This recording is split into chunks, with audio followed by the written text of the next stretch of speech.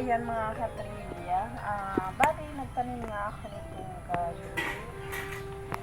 Siguro nasa 1-year-old na ito. Naggulay kami kagabi. Ay, sobrang sarap talaga. Yan, maligat. Ito yung literal na kapag may itinanim, may aanihin.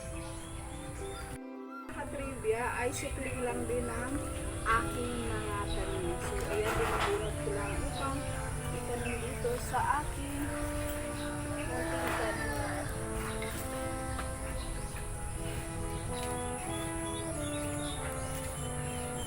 So, ganito lang mga katrivia ang pagtatanim dito.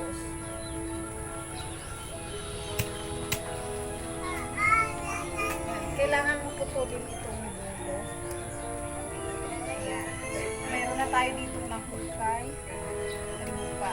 Yan, ibabaw na natin dito. Kailangan medyo malalim para kapag naglaman siya, medyo malaki o mahaba ang kanyang mga